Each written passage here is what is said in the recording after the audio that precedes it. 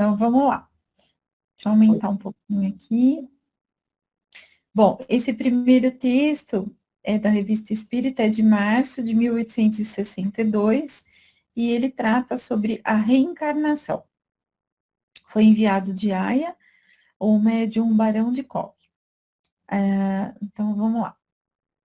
A doutrina da reencarnação é uma verdade incontestável, e se o homem apenas quer pensar no amor, na sabedoria, na justiça de Deus, não pode admitir outra doutrina. É verdade que nos livros sagrados se encontram estas palavras: depois da morte, o homem será recompensado por suas obras. Mas não se presta atenção a uma infinidade de citações que vos dizem ser absolutamente impossível que o homem atual seja punido pelas faltas e pelos crimes dos que viveram antes do Cristo. Não posso deter-me em tantos exemplos e demonstrações dadas pelos que acreditam na reencarnação. Vós mesmos podeis fornecê-los. Os bons espíritos vos ajudarão, e será um trabalho agradável. Podeis acrescentar isso aos ditados que vos dei e vos darei ainda, se Deus o permitir. Mais um pouquinho. Estais convencidos do amor de Deus para com as criaturas. Ele só deseja a felicidade de seus filhos. Ora, o único meio que eles têm de um dia atingir essa suprema felicidade está inteiramente nas encarnações sucessivas. Já vos disse que o que Kardec escreveu sobre os anjos decaídos é a maior verdade. Os espíritos que povoam o vosso globo, na maioria, sempre o habitaram. Se são os mesmos que retornam há tantos séculos, é que pouquíssimos mereceram a recompensa prometida por Deus. Então, aqui só vamos dar uma paradinha para comentar, mas quando ele traz esse início, né, do texto, apresentando a reencarnação mais uma vez, né, como a prova, né, da justiça divina, é a justiça divina, né, então a gente só consegue compreender a justiça com a compreensão da reencarnação. Então, e até ele cita no início, né, os textos mais antigos, né, que antecedem a passagem de Cristo, muitas vezes a ênfase é muito na promessa da recompensa, né, daquilo que se tem para o futuro em termos de recompensa pelo bem que se fez, né, e pouco se explica sobre as faltas, né, as punições. E quando a gente encontra os textos, né, que tratam a reencarnação, a gente passa a ampliar, né, a compreensão desse processo e entender que ela, sim, traz a explicação para as nossas, o que acontece, né, com as nossas faltas, porque a gente não consegue, em uma reencarnação, resolver todas as nossas, né, desenvolver todas as nossas potencialidades e nem tampouco superar todos os nossos vícios e paixões, né? Então seria assim, um trabalho hercúleo, né, para nós, ainda que somos tão pouco evoluídos, né? Então a gente não conseguiria isso. Então a bondade e o amor de Deus estão justamente aí, né, explicados por meio da reencarnação. Então eu acho importante esse início, que para nós já é algo, né, bem compreendido, né, mas sempre é importante recordar isso, né? Então, até essa semana, a semana passada, né, quando eu vi aquela passagem, né, quando eu estudei aquela passagem, meu reino não é deste mundo, aquela passagem que é um diálogo entre Jesus e Pilatos, que tem um trechinho no Evangelho, justamente coloca essa certeza do Cristo, né, nessa vida futura. Né, ele se posiciona ali de uma maneira muito firme e confiante, né? Ele denota essa confiança na vida futura.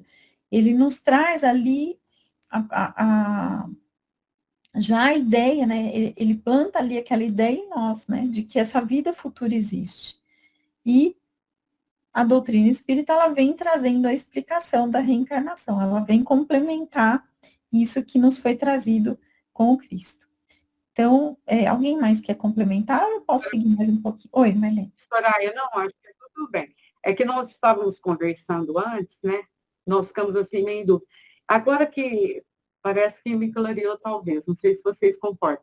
Quando ele fala aqui nos livros antigos, volta um pouquinho só, Soraya, o texto, fazendo um favor. Você vê quando ele fala assim: é verdade que nos livros sagrados se encontram essas palavras. Depois da morte, um homem será recompensado por suas obras. Qualquer livro sagrado, né, tem isso, os antigos. Mas não se presta atenção a uma infinidade de citações que vos dizem ser absolutamente impossível que o homem atual seja punido pelas faltas e pelos crimes dos que viveram antes de Cristo. Ou seja, aqueles que antecederam a Jesus lá na época, bem antes de Cristo, não é possível que hoje a gente responda pelos crimes que eles fizeram, né? Porque tinha também esse conceito, né, dessa responsabilidade. Talvez seja isso, né, Soraya? Que a gente estava conversando e o computador deu pau, não vem, acabamos de conversar. Não sei, vamos ver também o que os colegas aí, às vezes, podem contribuir conosco, né, Soraya? Sim, Que, na mas realidade, Kardec está querendo... eu acho que faz sentido você coloca isso, muito sentido, porque realmente Kardec, nós estaríamos arcando com os erros de alguém que viveu lá, que não reencarnou, né? Que fosse daquela maneira. é isso aí. Isso. Se Alguém ninguém mais quiser falar, né? Então, vou mandar mais um tiquinho aqui. Então, aqui. O Cristo disse: esta raça será destruída, e em breve esta profecia será cumprida. Se se acredita num Deus de amor e de justiça, como admitir-se que os homens que vivem atualmente, e mesmo os que viveram há 18 séculos, possam ser culpados pela morte do Cristo sem se admitir a reencarnação? Sim, o sentimento de amor a Deus, o das penas e recompensas futuras, a ideia da reencarnação são inatos no homem desde séculos. Vede todos os historiadores, vede os escritos dos sábios da antiguidade, e vos convencereis de que essa doutrina em todos os tempos foi admitida por todos os homens que compreendiam a justiça de Deus. Agora compreendeis o que é a nossa terra e como é chegado o momento em que serão realizadas as profecias do Cristo. Então, eu acho que aqui ele também, quando ele coloca, né, que será destruído em breve e essa profecia será cumprida, ele está falando, na verdade, da evolução do planeta, né? Então, assim, é isso que ele está propondo. Então, haverá há um processo, né, evolutivo. Só que essas palavras, muitas vezes interpretadas ao pé da letra, ela acabava trazendo uma certa confusão para a época, né? Então, assim, não conseguia se alcançar o que o Cristo dizia. Muitas das palavras que ele trouxe não se tinha, assim, recursos, né, intelectuais, emocionais, para alcançar o que o Cristo trazia naquele momento. Por isso que até hoje a gente às vezes se depara com uma pequena frase, um parágrafo, a gente fica horas em cima do que ele trouxe, né? E a gente ainda sai com dúvidas. Então, assim, imagina para a época como que era difícil essa interpretação. Mas eu acho que fica claro, mais uma vez, ele ressalta, né, a ideia da reencarnação, das penas e recompensas futuras, e que essa percepção também, né, são inatos no homem, né? A gente sempre teve essa percepção, né, de que da continuidade da vida. Eu acho que é isso que ele quer dizer. Tudo bem, gente? Vamos caminhar mais um pouco. Soraya, Oi? não sei se eu fiz uma pequena confusão. quando a Marleninha falou aquelas frases que foram grifadas aí, que os homens atuais não seriam culpados pelos antepassados antes do Cristo. Mas esses homens antes dos Cristos somos nós também, não é? Então, assim, porque eles não acreditavam na reencarnação, seria impossível para os que não acreditam. Porque para os que acreditam, esses antepassados somos nós. E nós não estamos gastando faltas de quantas eras, né? Então, porque é o mesmo espírito que conviveu naquela época, na época de Moisés, com Jesus e hoje. Somos nós. Então, aqui eu acho que o texto está deixando bem claro, é isso. Não se entende quando não se pensa que existe a reencarnação. É isso, Marleninha? É isso. Isso mesmo. Mas se não acreditar na reencarnação, aí é difícil, né? Isso. Aí é impossível, né? Aí é impossível. Tá certo. E aí passa a ideia de que nós estamos cumprindo uma pena que não é nossa. Ah, isso sim, passa a ideia. Porque na realidade são nossas. Porque somos as mesmas pessoas. Né? Porque é a mesma... mesmo espírito, não a mesma pessoa. A mesma situação na perspectiva do privilégio, né, Eunice? Então, Isso. por que uns, né, têm mais privilégios do que outros? Então, é na mesma perspectiva. Quer dizer, a pessoa nasce escolhida, né? Porque ela não compreende a reencarnação, os compromissos. Olha, não existe uma explicação lógica para nada. Eu não sei como que os católicos, eles vivem nesse alienamento, porque não existe explicação para um Deus de amor, bondade, justiça, o mundo desse jeito, e todo mundo pagando do quê? Nasceu agora, morreu agora, acabou. Não é? Então, é uma coisa assim, o espiritismo é lógico mesmo, né? Não tem... É uma bênção nós termos nascido espírita, né? E uma responsabilidade maior. Verdade. Concordo. A Lucélia escreveu aqui, vamos ver o que a Lu escreveu. A Lucélia escreveu assim: os povos antigos, egípcios, hindus e outros, acreditavam na reencarnação. A cristandade que veio negar isso e colocar céu e inferno. Ela complementou aqui. Interessante, né? Muito bom, muito bem lembrado. Vamos caminhar então mais É interessante mesmo essa lembrança da Lucélia. E até hoje, né, acho que o mundo é mais reencarnacionista do que não reencarnacionista, né? Se nós formos ver os orientais, praticamente todos eles são. É que aqui no mundo ocidental é que muitos não são reencarnacionistas, né?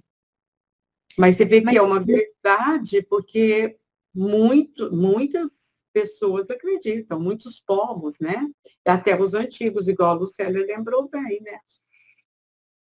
Marlene, mas lembra quando a gente já estudou várias vezes, quando Kardec, né, indica, que os espíritos indicam que o espiritismo ele não vai ser a religião do futuro, mas a solução para essas religiões. E é interessante quando vocês falam isso, a Lucélia, quando você traz isso, eu lembro que esse final de semana eu fui tomar um café com uma amiga que é católica, mas ela acredita em tudo. E aí eu fico olhando para ela assim, e ela tem mediunidade. E o menininho dela, ele com 2 anos, dos 2 aos 7 aninhos, ele via espíritos e falava, e ela acreditava, ela sabia que ele estava vendo, assim, né? Eu falei para ela, falei, me explica isso. Ela falou, eu não quero perder algumas coisas que eu gosto da Igreja Católica, né? Ela gosta muito do rito da comunhão, mas ela não consegue entender de outra maneira, ela acredita na reencarnação. Então, eu acredito que esses povos, né, que deviam ter alguma evolução intelectual ali, que conseguia alcançar, né, essa questão da reencarnação, e outros, agora eu acho que a pressão vai ser muito grande, né, para que as religiões assumam isso, porque os próprios fiéis já fazem isso de maneira já muitos católicos, né? Assim, eles flertam com a possibilidade, né? Mas não esperam que isso venha das esferas, né? mais... Soraya, posso Oh, dar parte? claro, sim. Alcione, eu já ia pedir para você entrar, que eu sei que você tem muita Olha, contribuição. eu estudei muito tempo com o Dr. Hernani Guimarães Andrade, que ele é um cientista consagrado no meio espírita, né? Ele tinha uma frase muito interessante. Ele disse assim: ó, o Brasil é um país espírita que se diz católico. Olha, falou tudo.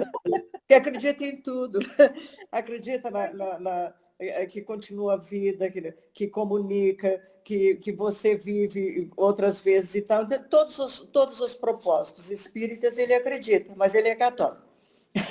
Agora é evangélico também. Adorei, Alcione.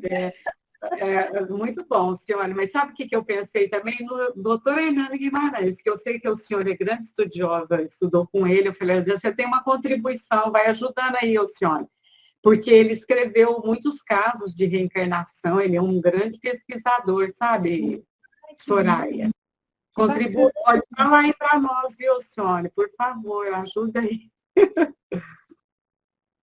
O microfone está mudo, Alcione. Acho que você falou alguma coisa. Eu estudei 12 anos com o doutor Hernani. Ah, não, ela tem que trazer a gente aqui. Coisa linda, gente. Ó, Lucélia escreveu mais alguma coisa aqui. Hoje os dogmas do Ocidente já não conhece mais, abrindo a possibilidade do Espiritismo dar as respostas. E ela concordou com a Alcione, verdade, Alcione. É isso mesmo, Lu. Eu acho que não adianta, né? Tá mais perto do que a gente imagina, só falta alguém, só falta o Papa admitir, né? Mas acho que até ele já sabe também. Mas tá bom. Então vamos mais um pouquinho aqui. Peraí, eu acho que eu li até aqui, né? Lamento que encontreis tão poucas pessoas que pensam como nós. Vossos compatriotas só pensam na grandeza e no dinheiro, e em criarem um nome. Repelem tudo quanto possa travar as paixões más. Que isso, porém, não vos tire a coragem. Trabalhai pela vossa felicidade e para o bem daqueles que talvez renunciem aos seus erros. Perseverai na vossa obra. Pensai sempre em Deus e no Cristo, e a beatitude celeste será a vossa recompensa. Se quiser examinar o problema sem preconceitos, refletir sobre a existência do homem nas várias condições da sociedade e coordenar essa existência com o amor, a sabedoria e a justiça de Deus, toda dúvida concernente à reencarnação desaparecerá. Com efeito, como conciliar essa justiça e esse amor com uma existência única, na qual todos nascem em posições diferentes, onde um é rico e grande, ao passo que o outro é pobre e miserável, em que um goza de saúde, ao passo que o outro é afligido por doenças de toda sorte.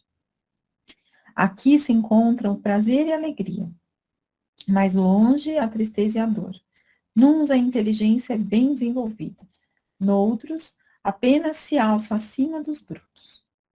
É possível crer que um Deus todo amor tenha feito nascer criaturas condenadas por toda a vida ao idiotismo e à demência? Que tenha permitido que crianças na primavera da vida fossem arrebatadas à ternura de seus pais? Então, aqui, ouso mesmo perguntar se poderia atribuir a Deus o amor, a sabedoria, a justiça à vista desses povos mergulhados na ignorância e na barbárie, comparados às nações civilizadas, onde reinam as leis, a ordem, onde se cultivam as artes e as ciências? Não basta dizer, em sua sabedoria, Deus assim estabeleceu todas as coisas. Não. A sabedoria de Deus, que antes de tudo é amor, deve tornar-se clara para o entendimento do homem. O dogma da reencarnação tudo esclarece. Esse dogma, dado pelo próprio Deus, não se pode opor aos preceitos das Santas Escrituras. Longe disso, ele explica os princípios dos quais emanam para o homem o melhoramento moral e a perfeição. Esse futuro, revelado pelo Cristo, está de acordo com os atributos infinitos de Deus, disse o Cristo. Os homens todos não são apenas filhos de Deus, são também irmãos e irmãos da mesma família. Ora, essas expressões devem ser bem compreendidas. Aqui, eu gostaria de ressaltar esse último parágrafo, em que ele, mais uma vez, ele fala, né, que é impossível se compreender, né, é impossível se encontrar consolo, explicações, sem que a gente faça essa leitura, né, do que é a justiça de Deus, porque tantas diferenças, né, as anomalias da Terra não se explicam sem essa compreensão da reencarnação. E ele também diz aqui que eu acho que nesse parágrafo, quando ele diz, ele explica os princípios dos quais emanam para o homem o melhoramento moral e a perfeição. Então, assim, colocam também a reencarnação, ela vem com uma possibilidade de melhorar. Então, porque se eu vou viver uma única vida, para que eu vou me dedicar, né, para me melhorar, se tudo acaba aqui, né? Ou seja, qual que é a perspectiva futura para alguém para que eu teria que investir nas minhas virtudes, se eu posso só usufruir com vícios e paixões, eu também, né, posso me dar bem, né, na história ali. Então, não se justifica.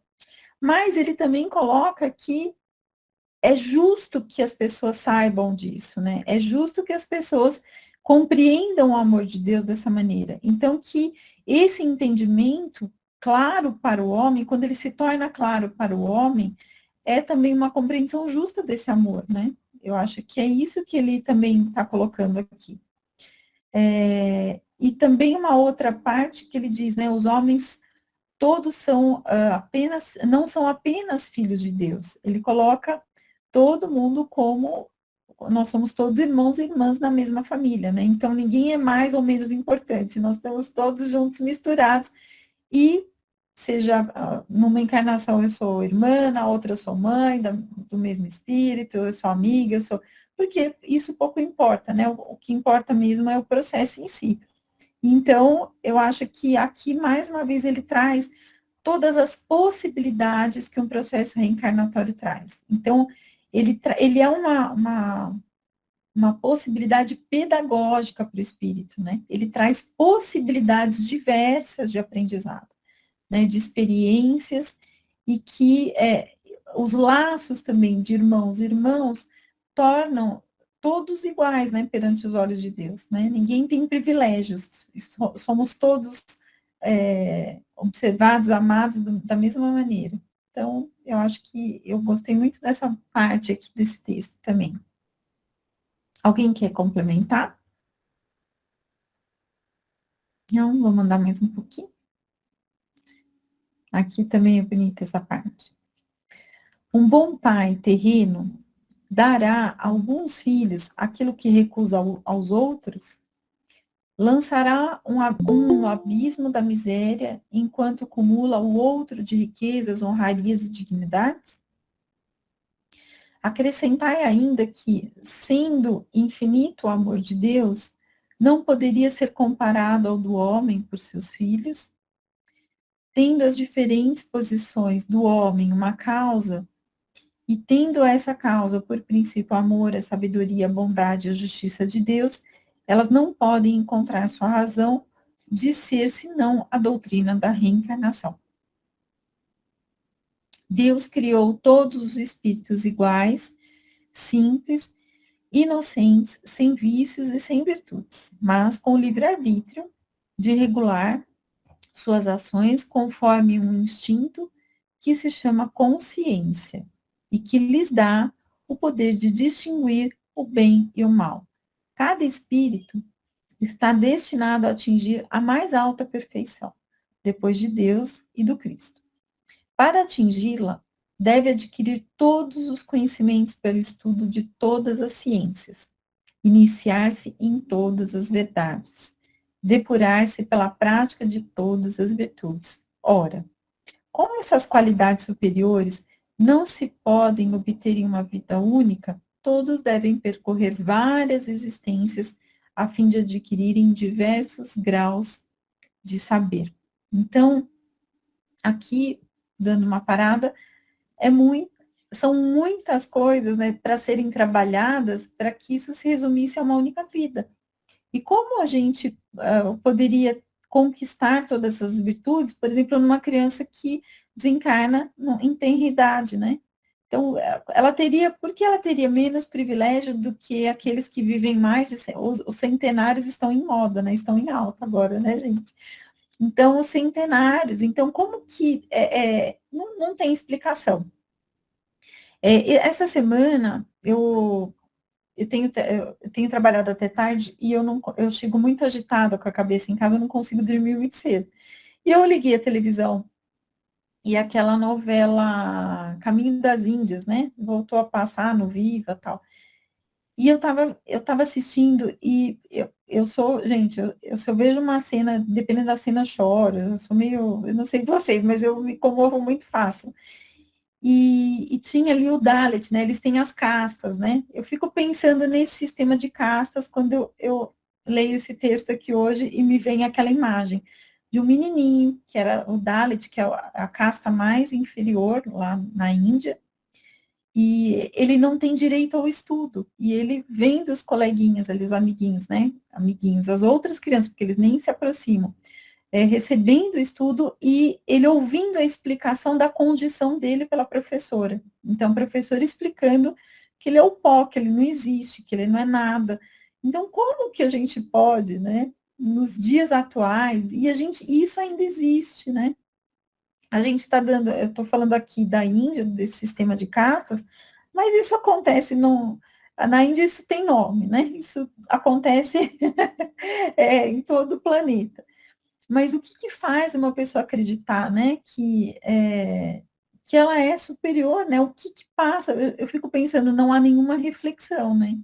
Porque aquilo incomoda a gente, né? A gente olhar a diferença me incomoda, mas é algo que, né, me deixa meio, dá um desconforto ali, que muitas vezes a gente não dá conta de lidar da maneira como a gente deveria. Mas eu vejo isso, eu falo, gente, ainda nós temos pessoas que não conseguem enxergar isso, né? E a reencarnação, eu acho que ela dá uma chacoalhada nessa história também, né? Vamos ver o que a Lu está escrevendo aqui. Lembrando que, como no cristianismo, o hinduísmo foi deturpado em função da ganância do homem pelo poder. Verdade, Lu, né? As religiões, até o cristianismo foi deturpado também, né? Né? Então, assim, muito. Então, é isso que temos, né? Se alguém quiser complementar, estou falando muito hoje aqui, gente. Não, mas está ótimo, falando bem. Então, vamos mais um pouquinho. Bom, vamos lá, então. A vida humana é a escola da perfeição espiritual e uma série de provas. Por isso é que o Espiritismo deve conhecer todas as condições sociais e, em cada uma delas, aplicar-se a cumprir a vontade divina. O poder e a riqueza, como a pobreza e a humildade, são provas. Dores, idiotismo, demência, etc., são punições pelo mal cometido em vida anterior. Do mesmo modo que, pelo livre-arbítrio, o indivíduo pode realizar as provas a que está submetido, também pode falir. No primeiro caso, a recompensa não se fará esperar. Consiste numa progressão na perfeição espiritual. No segundo caso, recebe a punição, isto é, deve reparar em nova vida o tempo perdido na vida precedente, da qual não soube tirar vantagem para si próprio. Antes da encarnação, os espíritos planam nas esferas celestes. Os bons gozando a felicidade, os maus entregando-se ao arrependimento, vítimas da dor de serem abandonados por Deus. Mas, conservando a lembrança do passado, o espírito se recorda de suas infrações à lei de Deus e Deus lhe permite, em nova existência, escolher suas provas e sua condição. O que explica porque muitas vezes encontramos classes inferiores da sociedade, sentimos elevados em entendimento sentimentos elevados em entendimento desenvolvido, ao passo que nas classes superiores, por vezes, encontramos inclinações inóbeis e espíritos brutos. Então, aqui, quando ele introduz agora a questão, né, ligada ao livre-arbítrio, ele vem trazendo essa recompensa, né, que seria a progressão, né, o nosso melhoramento moral, nossa evolução, que por um lado, né, o livre-arbítrio vai te conceder, dependendo das suas escolhas, do seu desenvolvimento, esse caminho, ou vai te levar por outro caminho, que é um pouquinho mais longo, mas que também vai te trazer aprendizado, né, que ele coloca como punição, mas a gente sabe que, na verdade, são as provas, né, então, o Deus de amor, ele vai nos dar possibilidades, ele vai nos dar oportunidades para que a gente possa rever. E que isso é sentido pelo Espírito, especialmente quando ele se encontra nas esferas celestes antes da reencarnação, né? Então, é nesse momento que ele, desprendido da matéria, ele vai sentir especialmente aí o resultado da sua passagem aqui, né?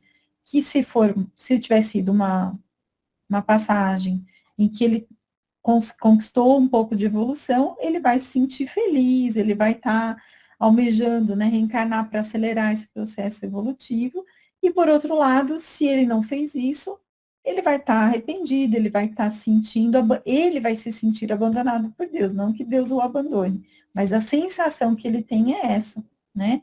E Deus, mais uma vez, lhe dá a chance de uma reencarnação para que ele, até porque ele almeja isso, né? Porque a angústia que deve se sentir diante de um erro, do arrependimento, é, né, a busca por essa nova chance. Então, mais uma vez aí mostrando essa escola, né, pela qual nós estamos passando. E é uma escola puxada, né, gente? Essa escola é puxada. E a gente passa por vários papéis, então todos os papéis são importantes, né, para nós. E especialmente não o fato de ter dinheiro, de não ter, de ter saúde, de não ter, mas como a gente encara isso, né? Como a gente vive essa experiência é o que vai importar. É a expressão disso que vai ser importante para a gente. E aí, alguém quer comentar?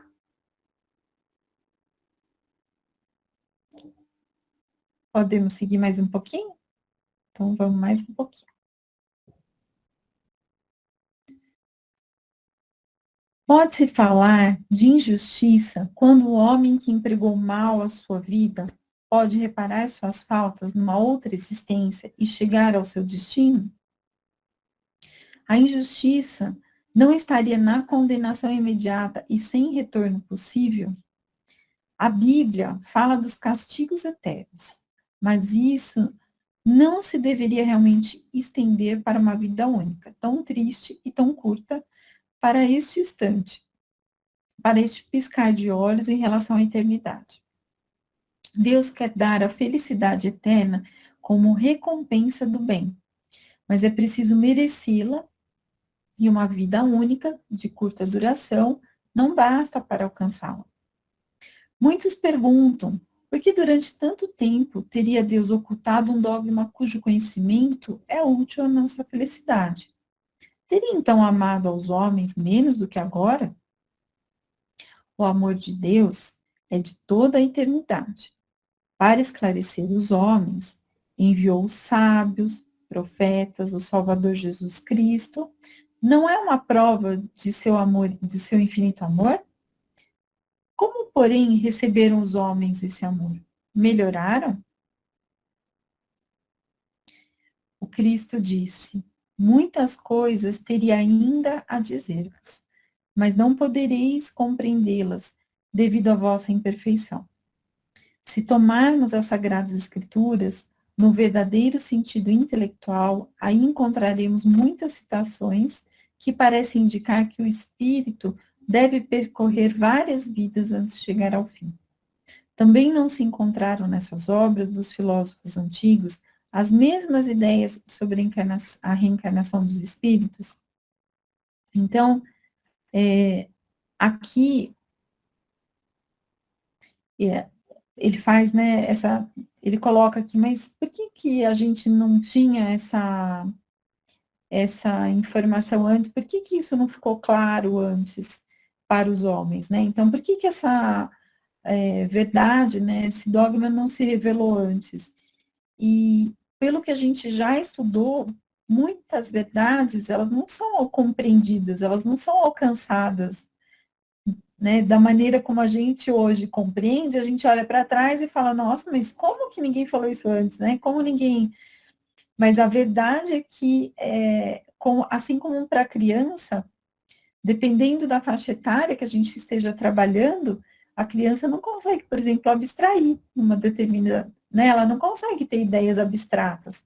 É o tempo, né? É conforme ela vai evoluindo, e aí a gente tem uma linguagem apropriada para cada idade. Então, se a gente olha para a infância, traçando um comparativo, é como a infância, seria a infância terrestre, né? Então, conforme nós fomos tendo condições de compreender essa verdade foi sendo trazida. E mesmo quando houve, né, ela vivida por Jesus aqui entre nós, isso não foi suficiente ainda, nós ainda estamos compreendendo o que ele trouxe. Então, não é tão simples assim. Ainda a gente não consegue viver completamente a vida que Cristo nos exemplificou aqui, né? Ele foi essa verdade aqui para nós, né? Então, não é tão simples assim. Parece simples, mas não é da maneira como muitas vezes a gente imagina. Aqui, vou mandar só mais um tiquinho e dou uma pausa aqui.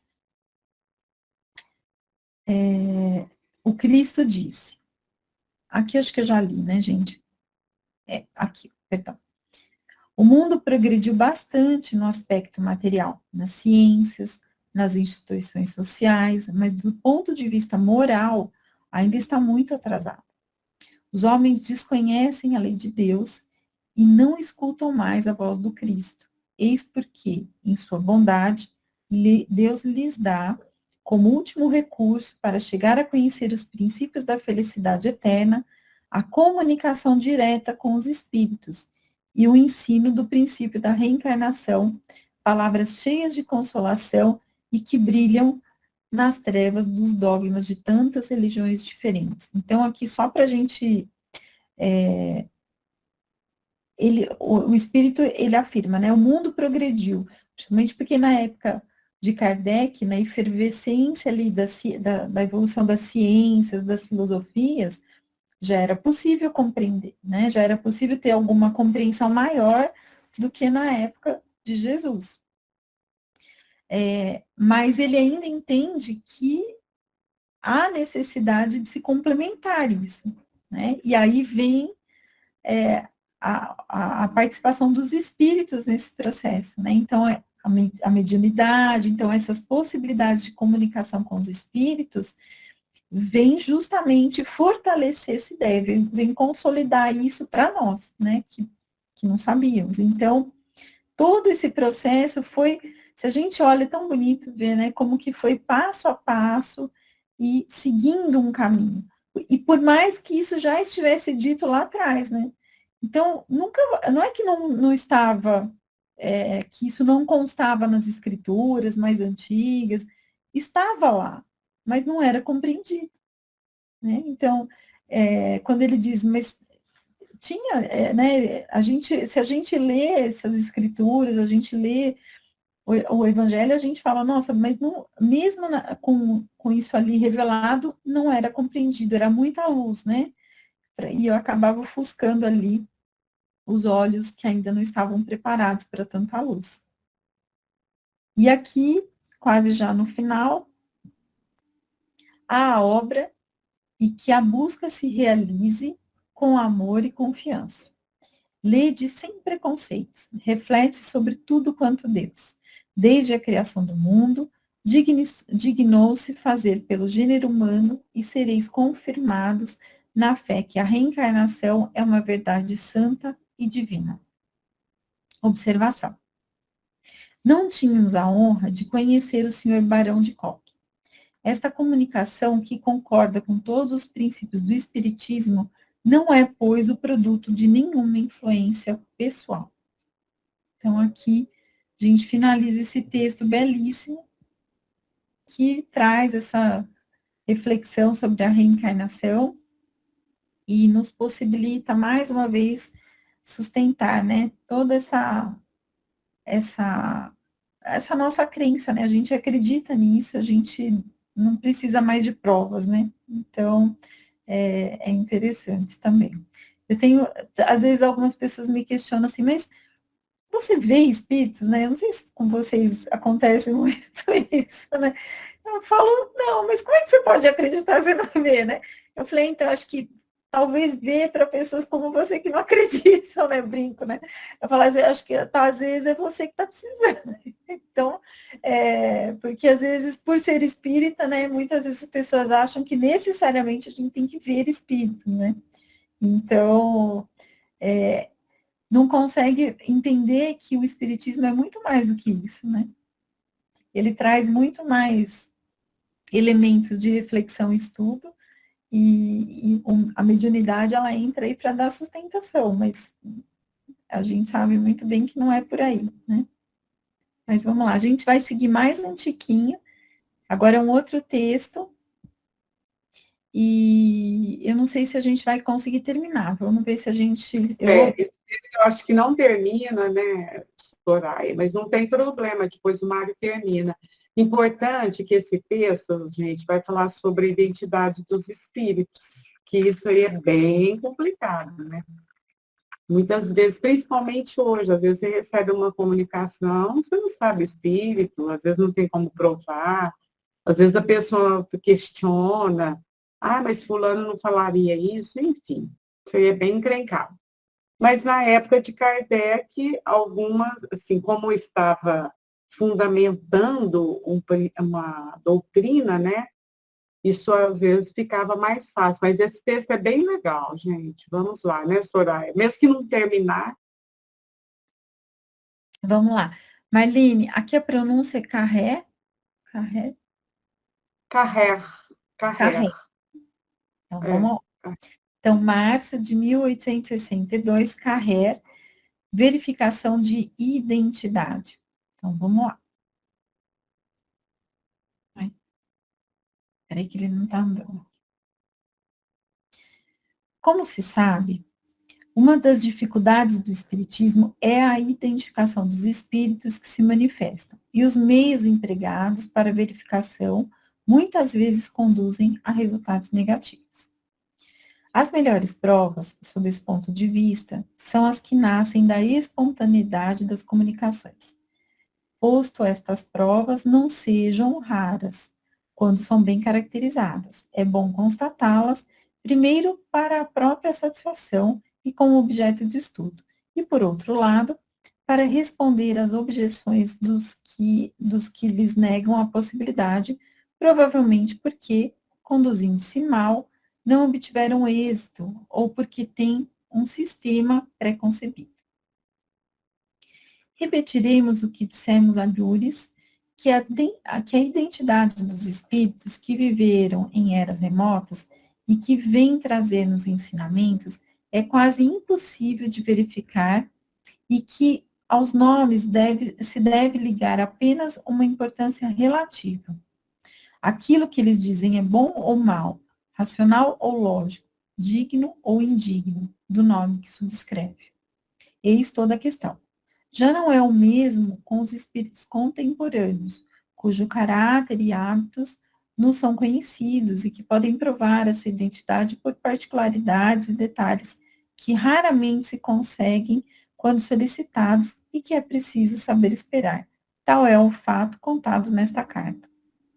Então, aqui, só antes de começar a carta, aquilo que o Mário vem trazendo, né, em todos os encontros, que mais do que quem assina é o conteúdo que nos importa, né? A análise do conteúdo, a análise do que está ali trazido pelo espírito, e não em si a identidade.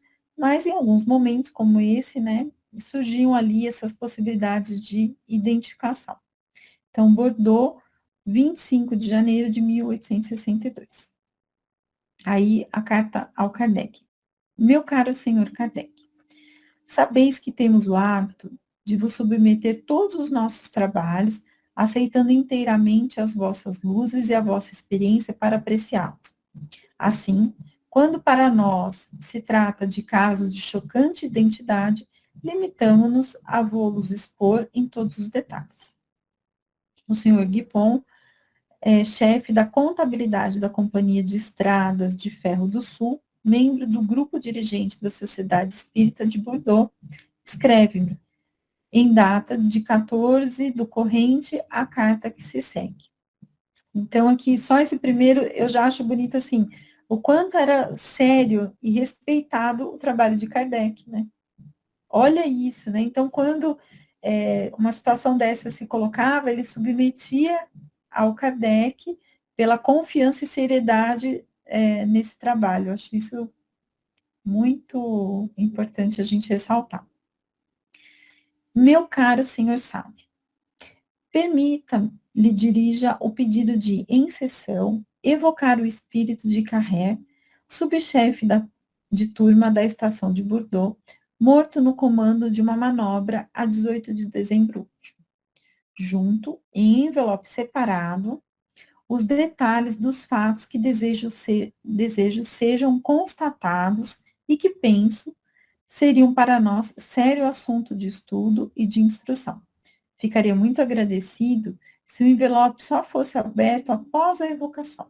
Então, vejam só, ele envia um envelope e ele assina o Guipon, né? Ele pede para que ninguém leia o conteúdo antes da evocação, só após. E assim foi feito.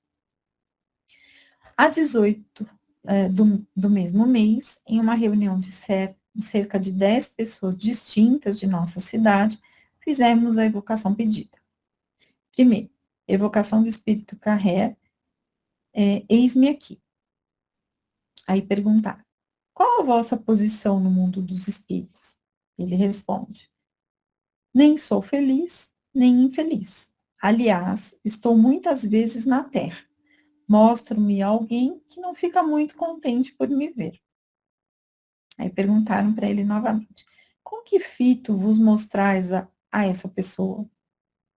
Aí ele responde, bem, eu ia morrer. Tinha medo e tinham medo por mim. Em toda parte procuravam um Cristo para me ajudar a transpor a difícil passagem da vida para a morte. E a pessoa a quem me mostro tinha um, mas recusou-se a emprestar para que o pusessem sobre os meus lábios moribundos e o depositassem entre as minhas mãos como um penhor de paz e amor. Ora, ela terá que me ver muitas vezes em volta do Cristo. Aí me verá sempre. Agora eu me vou. Sinto-me mal aqui. Deixai-me partir. Adeus. Imediatamente após a evocação, abri o envelope selado que continha os seguintes detalhes. Então, aqui só esclarecendo, esse senhor, então, ele desencarnou e ele ali, no momento, ele tinha medo, né, da passagem, as pessoas que o cercavam também, e eles acreditavam que se ele tivesse ali, né, um crucifixo, eu acredito, né, um Cristo, que isso seria mais, né, que seria um rito de passagem ali, né, e aí eles foram atrás de alguém que poderia ter isso, né, esse objeto para emprestar, e essa pessoa tinha e não quis emprestar, não quis, olha a situação.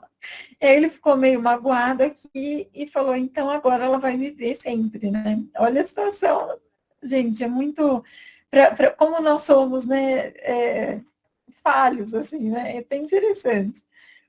Então, aí ele explica isso, ele fala que está sentindo mal, ele então vai embora, e então, depois que ele da evocação, abre-se o envelope. Vamos lá no envelope. Quando da morte de Carré, subchefe da turma em Bordeaux, morto 18 de dezembro último, o senhor Ai, Marlene, como é que pronuncia esse? Botei, botei. Botei. Chefe da estação PV mandou transportar o corpo para a estação de passageiros e mandou que um homem da turma fosse à sua casa pedir à senhora Botei, gente, não sei se, um Cristo para colocar sobre o cadáver. Essa senhora respondeu que o Cristo estava quebrado e assim não podia emprestar. A 10 de janeiro corrente, a senhora Botei confessou a seu marido que o Cristo que ela recusara não estava quebrado, mas não tinha querido emprestá-lo para não experimentar as emoções consequentes a um acidente semelhante, ocorrido mais ou menos nas mesmas condições. Em seguida, ela acrescentou que jamais recusará qualquer coisa ao morto, e assim justificou. Durante toda a noite da morte daquele homem, ele ficou visível para mim. Durante muito tempo eu o vi, colocado em volta do Cristo, depois ao seu lado. A senhora Botei, que nunca tinha visto e nem ouvido falar daquele homem, o descreveu tão exatamente ao seu marido que este o reconheceu como se tivesse estado presente. Aliás, não é a primeira vez em vigília que a senhora Botei vê espíritos. Entretanto, um fato marcante é que o espírito de Carré impressionou-a fortemente, o que não lhe acontecia ao ver outros espíritos. Assinado Guipon. Mais abaixo se acha a seguinte menção. Esta narração é perfeitamente exata. Assinado Botei, chefe de estação que era o marido, né? E aí eles escrevem assim, julguei dever relatar o caso de identidade que acabo de expor, aliás, raro, e que certamente ocorreu com a permissão de Deus, que se serve de todos os meios para ferir a incredulidade e a indiferença. Se julgardes útil publicar o interessante episódio, encontrareis adiante as assinaturas das pessoas presentes à sessão. Elas pedem que vos diga que os seus nomes podem ser publicados, pois conservar o incógnito nessa circunstância seria um erro. Os nomes próprios que figuram nos minuciosos detalhes da evocação de Carré também podem ser publicados. Vosso servo dedicado a Sabot. Aí atestamos que os detalhes, aí vem essa outra parte da carta, né? Atestamos que os detalhes relatados na presente carta são inteiramente verdadeiros e não hesitamos em confirmá-los com a nossa assinatura. E aí vem uma série de pessoas assinando, né, que estavam na sessão, tem vários nomes, e deixa eu ver aqui o final. E aí vem aqui. Como de costume, os incrédulos levarão o caso à conta de imaginação. Aqui eu acho que é uma reflexão de Kardec. Dirão, por exemplo, que a senhora Botei tinha o espírito chocado pela recusa e que o remorso a fez supor que via Carré. Convenhamos que é possível, mas os negadores que não primam por analisar antes de julgar não examinam se alguma circunstância foge à sua teoria. Como explicarão a descrição que ela fez de um homem que nunca viu? É um acaso, dirão. Quanto à evocação, também direis que o médium apenas traduziu seu pensamento ou o dos assistentes, desde que as circunstâncias eram ignoradas, também foi o acaso.